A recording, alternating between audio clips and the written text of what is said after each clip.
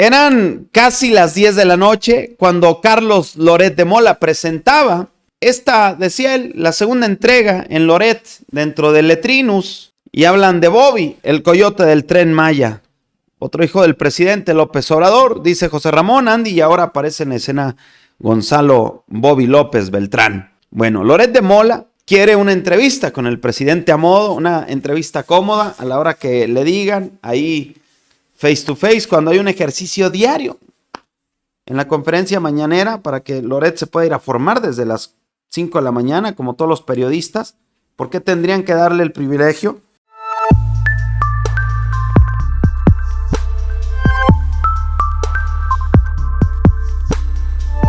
¿O por qué tendrían que acceder a darle una entrevista exclusiva cuando hay un ejercicio democrático? Todos los días, desde las 5 de la mañana, se puede ir a formar y a darle ahí. Vea que bueno, no está tan fácil, tampoco es como que tenga que formar, nomás llegar y formarse, hay que hacer su solicitud para que le puedan dar, desde luego, el acceso y ya con esto poder ingresar, ¿verdad? Es que no está tan fácil, amigos, ir a la conferencia mañanera, ¿verdad? Hemos solicitado ahí el acceso para, pues, la acreditación, que nos den la acreditación para ir a participar, a ver si nos dan la oportunidad de preguntar y todo, pero pues no está tan fácil, duraron como un mes sin contestarnos ahí en presidencia, y luego ya finalmente nos responden y dicen, oye, estamos muy ocupados, bla, bla, bla, pues hasta no sé cuántos meses ahí de espera para poder ir a la conferencia mañanera. Y digo, es el protocolo, no es queja, amigos. Lo que les estoy platicando es cómo Carlos Loret dice, ay, acépteme una entrevista face to face. Espérame, güey, o sea, hay gente que de verdad va, se forma y hacemos todo este proceso como para que tú, nomás por ser una figura así nacional, quieras vivir de privilegios. No, Loret, ya las cosas no son como antes. Ahora hay que seguir el protocolo como cualquiera. Se acabaron aquellos años de privilegios. Es a lo que voy, amigos. ¿No? Y bueno, finalmente el presidente reta a Carlos Loret de Mola y reiteró, a ver, Loret, vamos intercambiando propiedades, por lo que aseguró, pues que le va a doler mucho al presidente el tener que entregar su rancho en Palenque, pero se va a rayar, dijo esto en la conferencia mañanera, al ser cuestionado sobre otro reportaje sobre uno de sus hijos que publicó obviamente el medio financiado, aunque lo niegue la familia priista de Roberto Madrazo, Latinus. Ante la pregunta AMLO respondió, pero pues Loret de Mola, o sea, es muy corrupto Loret de Mola, muy corrupto. El mandatario apunta, amigos, aquí hay cosas que no se pueden ocultar y una de ellas es el dinero, por ello volvió a lanzar el emplazamiento, es decir, vamos intercambiando bienes a ojo cerrado, Loret. Dicen que mi familia está millonaria, que esto y que lo otro. Vamos intercambiando. ¿Verdad? Que acepte el desafío en buenos términos. Un emplazamiento, ese es el término. De que se intercambien los bienes que yo tengo y que tiene toda mi familia. Nada más con los que él tiene. Me va a doler mucho porque lo de Palenque, pero bueno, me voy a rayar. Tiene mucho dinero.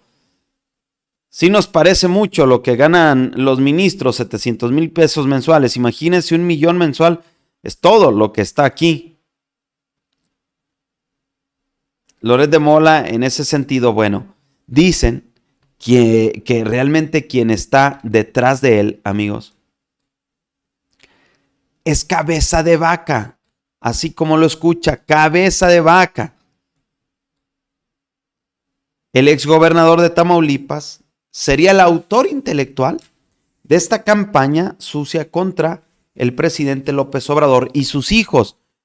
Según lo que ha publicado la Política Online, el mandatario tamaulipeco habría contratado a exagentes del FBI para que investigaran a los hijos de López Obrador, pero más específicamente a José Ramón López Beltrán, quien estaría viviendo en Houston junto a su pareja Caroline Adams, y a quien recientemente Letino supimos, pues, que dirige Carlos Loret de Mola y que están ahí los Madrazo y todos estos.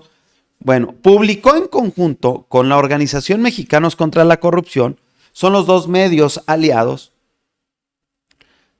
un reportaje que lo vincula en un presunto conflicto de interés con un ex empleado de la compañía Baker Hughes, aquella famosa Casa Gris.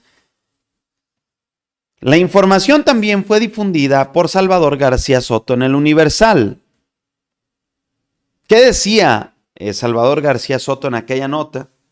Que sería muy bueno que alguien le dijera al mandatario la consabida frase de que no friegue al mensajero, porque mientras López Obrador se la pasa pegando y descalificando a periodistas y conductores que realizaron y difundieron este reportaje, que lo golpea directamente en la línea de flotación de su discurso de austeridad y fin de la corrupción y el nepotismo, en el fondo de este asunto que ha puesto tan de malas al presidente, están los otros datos de expedientes que fueron obtenidos por un gobernador de oposición que mandó investigar al hijo de López Obrador a través de exagentes del FBI, que contrató y pagó personalmente para que siguieran y documentaran todos los movimientos del mayor de los vástagos de López Obrador, decía Salvador García Soto, referente, repito, al caso de la Casa Gris. Llama poderosamente la atención que haya sido Carlos Loret de Mola en Latinus el elegido para publicar la información en contra del hijo mayor de AMLO. Pues como publicó Polemón, este anterior reportaje, el oscuro financiamiento de Cabeza de Vaca Latinus, dicen que Cabeza de Vaca le dio 6 millones de pesos a este portal ligado al hijo de Roberto Madrazo a través de un contrato muy opaco en el que nunca se especificaron qué condiciones o por las que se erogaba esta cantidad millonaria del gobierno de Tamaulipas. Pero ojo con este dato. La política online resaltaba que el mismísimo exgobernador de Tamaulipas estuvo viajando en el 2021 por varios destinos de Estados Unidos con la finalidad de localizar a los exagentes y asestar un golpe a López Obrador. Además de José Ramón Beltrán, quien según el portal ya había sido víctima de espionaje, otro de los objetivos es su hermano Andrés Manuel López Beltrán, a quien buscan relacionar con dos hermanos empresarios que estarían al frente de una red de tráfico de combustible con ganancias superiores al $1.000.000 mensuales. En redes sociales se menciona de manera reiterativa el nombre de Andy como el siguiente gran objetivo de Carlos Loret de Mola, e incluso se le atribuye el poder de que es capaz de mover los hilos dentro del gobierno federal. Cuando daban a conocer esta información, amigos, en el Universal, el propio Loret de Mola confirmaba los rumores que se han estado esparciendo en redes, y Andy es hora también de empezar a hablar de su hijo Andy, cuestionaba a través de este medio. Previamente en su columna, se vuelca contra AMLO y asegura que este luce desesperado, dando patadas de ahogado arrinconado. Pregunta cuánto dinero recibió por mi trabajo para no tener que responder cuánto dinero recibe su hijo por no trabajar. Y una vez más se da el tiempo de arremeter contra el hijo mayor del mandatario. Incluso decía, pero diga lo que diga, el que está bajo cuestionamiento es él. ¿De qué vivió López Obrador los 13 años entre que fue jefe de gobierno y presidente? ¿De aportaciones como las que recibía en efectivo clandestinamente su hermano Pío y Martinazo? Porque nunca pagó impuestos. Porque no quiso dejar huella fiscal de sus ingresos. ¿Cómo logró su hijo José Ramón volverse rico de la noche a la mañana? ¿En qué trabaja su hijo para sostener ese modo de vida? ¿Qué empompó Alberquita? ¿Qué empompó referente a este tema? ¿Verdad? Y obviamente se soltaron con esta narrativa, mire, en la que, por ejemplo, aquí Jorge Guajardo publicaba, me dice un exfuncionario de alto nivel de Estados Unidos, así nomás, sin dudarlo un segundo, pero el del poder es Andy. Él es el hijo que mueve los hilos en el gobierno mexicano, decían por ahí, ¿no?